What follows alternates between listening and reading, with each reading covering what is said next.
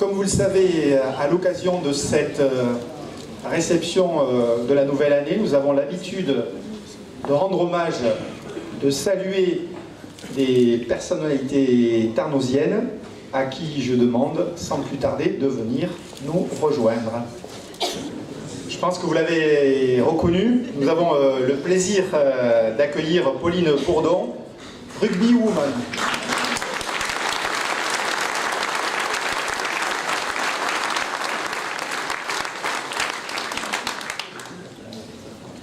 Je n'ai bien évidemment pas oublié le temps où j'ai pu pratiquer quelques années le rugby au sein de l'école de rugby du Boucau-Tarnostade, et c'est donc pour moi un réel plaisir d'accueillir une joueuse de son niveau.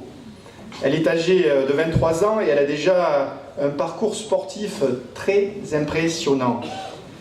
Il est vrai cependant qu'elle a maintenant quelques années d'expérience, presque 2 décennies, si j'ai bien compris, puisqu'elle a commencé à jouer au rugby à l'âge de 4 ans.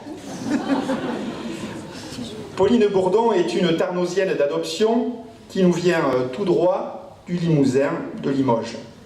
Elle s'est lancée toute jeune donc dans le rugby au Capot Limoges, le club athlétique du Paris-Orléans, un club à l'origine composé uniquement de cheminots. C'est bien ça. Elle rallie ensuite les rangs de l'USAL, le Limoges Rugby et son école.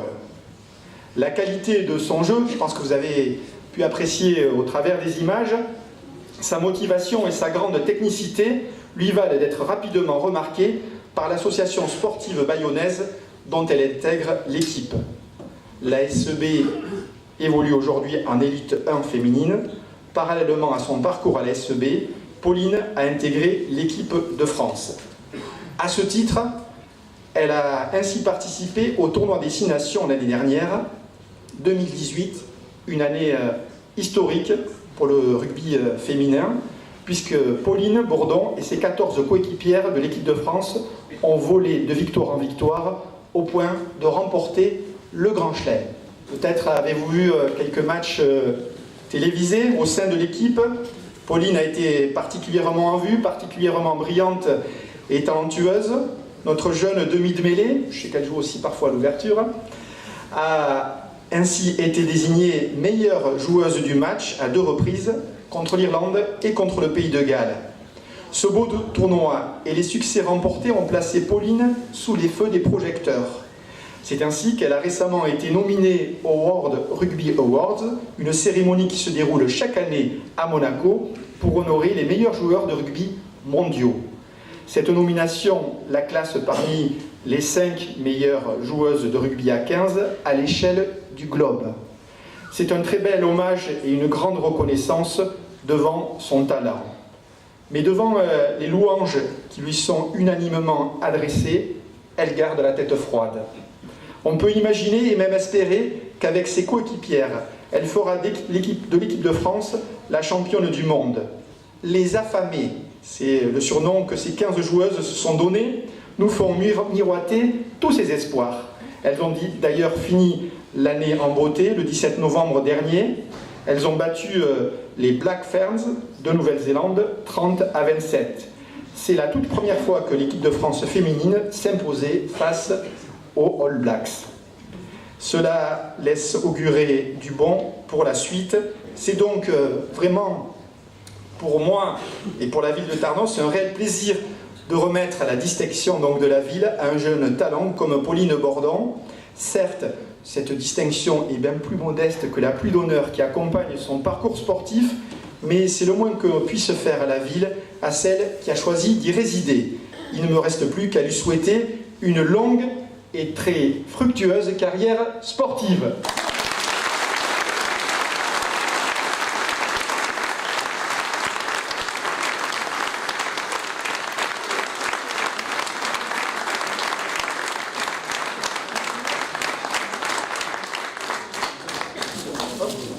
Ça coule un peu.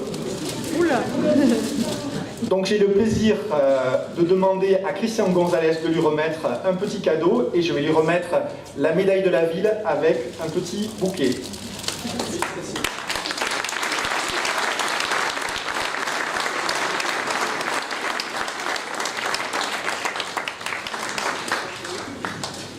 Sylvie Miremont est une Tarnosienne de toujours. Elle a débuté sa scolarité à l'école des filles du Bourg, avant de poursuivre son parcours au collège de Tarnos, puis au lycée Paul Bert de Bayonne. Elle a habité dans le quartier du Piscotte jusqu'à son mariage avec Patrick et son emménagement dans sa maison familiale des Barthes. Les Barthes ne sont pas seulement un site naturel remarquable qui sert souvent d'étape aux grues, cendrées et aux autres oiseaux en cours de migration. Les Barthes ne sont pas seulement le poumon vert de Tarnos, un espace rural particulièrement préservé au sein de notre commune, traversé par la Dour qui déborde parfois un peu de son lit. Les Barthes sont aussi un quartier très vivant et très solidaire, qui s'organise autour de la petite école Henri Barbus, toujours défendue avec succès par les habitants et les parents d'élèves, contre ceux qui envisageraient d'y fermer des classes. Une association, une des plus anciennes de Tarnos, qui a été créée, je le rappelle, par René Delmas, qui était enseignant au sein de l'école. Une association donc s'attelle à faire vivre ce quartier exceptionnel. Il s'agit bien sûr de l'amicale laïque de Tarnos-Barthes. Sylvie Miremont est une de celles qui s'attachent depuis des années maintenant à faire vivre cette association et à la développer. En effet, entrée au bureau de la LTB, elle en devient la secrétaire en septembre 1994, puis en 1998, elle en est élue présidente à la suite de M. André d'Artiguenave, qui lui a transmis donc le flambeau. Sans cesse confortée par la confiance des adhérents, Sylvie Miremont occupe toujours ce poste à ce jour. Si nombreux sont ceux qui soulignent sa discrétion, elle agit toujours avec beaucoup d'efficacité et lorsqu'elle travaille un projet avec son équipe de la LTB, elle s'emploie à le mener jusqu'au bout avec succès. C'est d'ailleurs avec cette même volonté et cette même énergie que Sylvie Miremont s'est mise au service des Tarnosiens. Il y a quelques années, et jusqu'en 2008, Sylvie a en effet été élue conseillère municipale. Elle a su concilier et mener de front sa carrière professionnelle, son engagement municipal et ses activités associatives. Lorsque Sylvie est entrée à la LTB afin d'y pratiquer son sport, la palancha, elle n'imaginait sans doute pas qu'elle en deviendrait la présidente pendant plus de 20 ans. C'est un très beau parcours associatif qui contribue au rayonnement du quartier des Barthes et que je tenais vraiment à mettre en lumière ce soir. Il me reste à souhaiter à Sylvie Miremont que cette année, comme toutes les précédentes, les animations de la LTB rencontrent leur succès habituel. Vous êtes nombreux à le savoir. Le mois de janvier n'est pas de tout repos pour la présidente de la LTB puisque c'est à cette période que la LTB organise ses traditionnelles fêtes de la Saint-Vincent. Peu de temps après avoir illuminé sa maison pour les fêtes de Noël, une véritable attraction dans le quartier des Barthes qui remplit d'émerveillement les yeux de beaucoup d'enfants, Sylvie doit se lancer dans l'organisation de ces fêtes. Ces fêtes de la Saint-Vincent auront lieu cette année du 18 au 20 janvier prochain, autour bien sûr de la salle Joseph Garrotte. Pour ceux qui ne connaissent pas cet événement, c'est une belle occasion de découvrir le quartier des Barthes et ses habitants. Merci à Sylvie et à toute son équipe pour ce bel événement festif.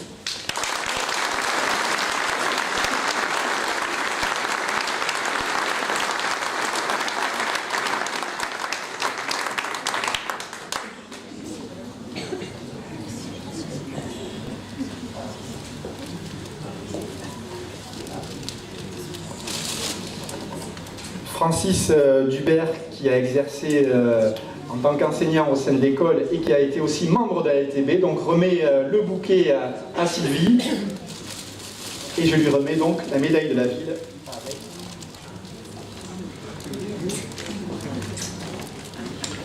René Labelli. Et vous pouvez l'applaudir.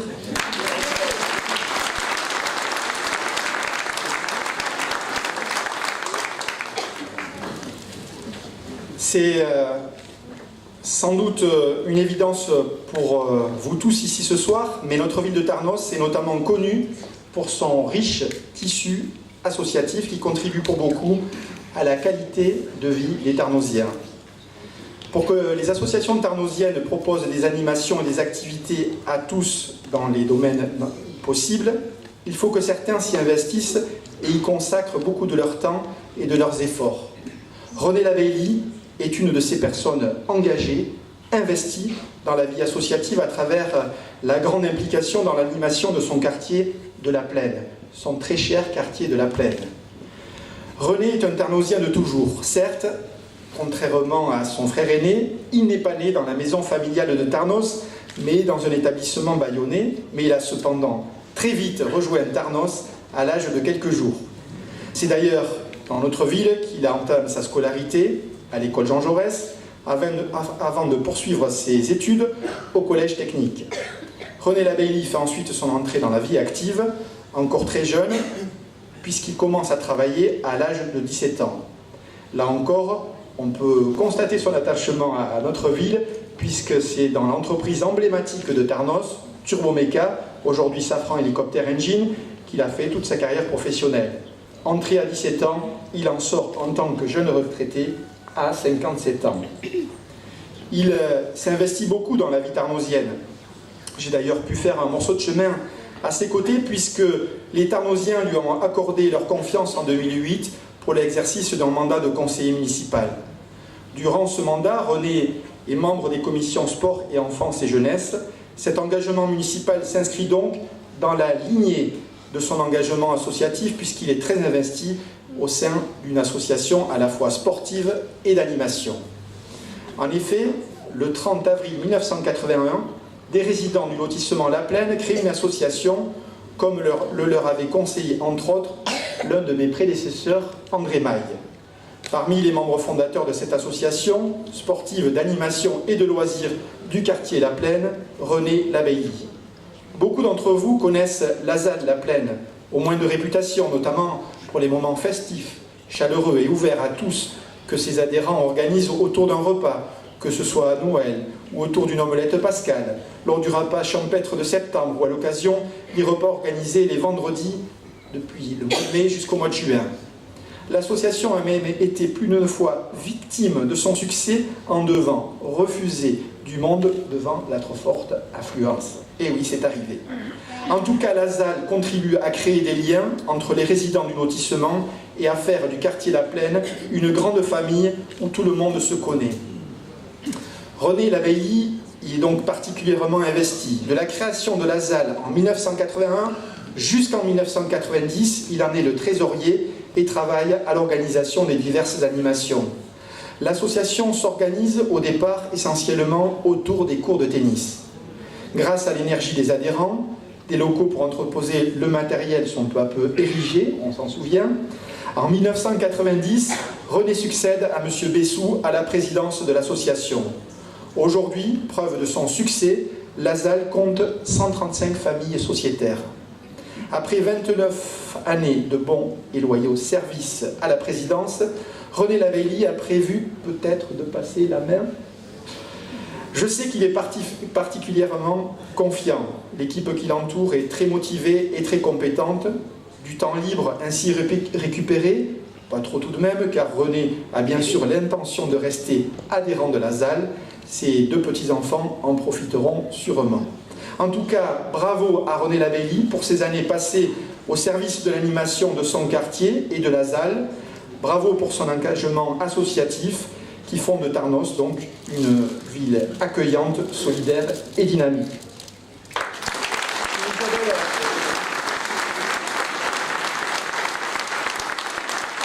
Isabelle va lui remettre un petit cadeau et je vais lui remettre la médaille de la ville.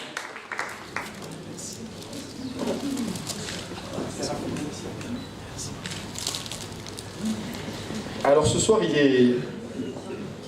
il est question de Corrèze. On était dans le Limousin avec Pauline Gourdon. Je vous demande d'applaudir Alain Hutt.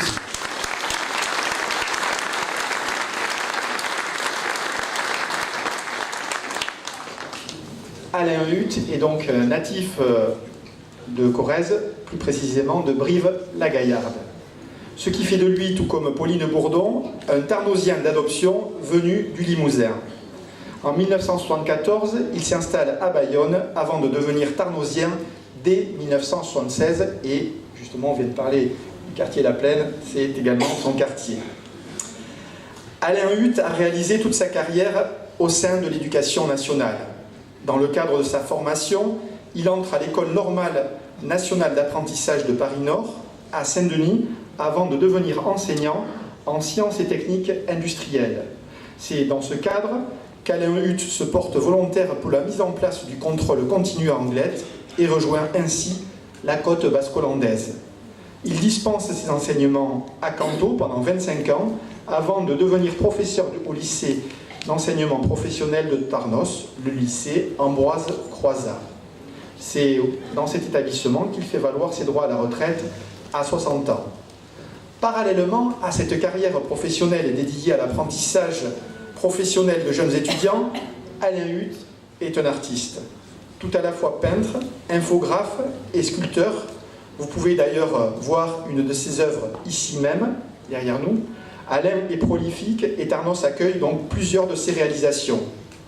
Avec ses qualités de pédagogue, Alain Huth a travaillé en collaboration avec l'association du Centre de loisirs. Il est aussi intervenu auprès du Conseil municipal des jeunes sur un projet artistique alliant plusieurs disciplines comme la musique ou les arts du cirque en collaboration avec Sandra Lanus. En 2006, avec les élèves du lycée professionnel Ambroise Croizat, Alain Huth a réalisé le mémorial en hommage aux martyrs déportés et résistants de Boucau et de Tarnos. On voit une photo qui s'affiche. Il s'agit du monument que vous pouvez voir dans le quartier des Forges. La sculpture est principalement réalisée en métal, un matériau qu'affectionne tout particulièrement Alain. Membre de l'Association nationale des anciens combattants et amis de la résistance, la Seconde Guerre mondiale, la résistance et la déportation occupent une place importante parmi les œuvres d'Alain Huth. En plus du monument des Forges et toujours avec les élèves du lycée tarnosien, il a réalisé en 2009 un monument consacré aux souvenirs des déportés et érigé dans le Lot-et-Garonne à Marmande. Enfin, des bronzes évoquant des résistants ont été réalisés pour les villes landaises de Laluc et de Saint-Paul-et-Dax, et un projet comparable est en cours de réalisation sur la commune de Souston. Investi dans la vie de la commune dès la création de la MAPAD, c'est l'ancien nom de l'établissement public d'hébergement pour personnes âgées dépendantes, Alain Huth intervient auprès des résidents et leur propose des ateliers de poterie, vannerie ou encore de peinture sur soie. Il n'hésite pas à partager son expérience à d'autres personnes, à faire partager son expérience à d'autres personnes, puisqu'il dispense aussi des cours de sculpture à l'association Art Décom de Saint-Martin-de-Seignance. Et, petit clin d'œil à René Labeilly, Alain Huth a aussi été amené à travailler sur le décor du chapiteau de la Salle La Plaine. Largement reconnu par ses pairs, Alain Huth a participé à de nombreux symposiums et événements nationaux et internationaux.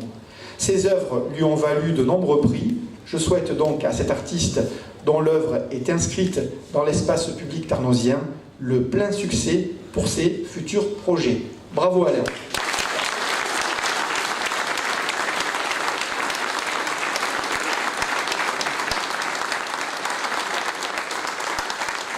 Je vais demander à Isabelle Nogaro de lui remettre un petit cadeau et j'ai le plaisir de lui remettre la médaille de la vie.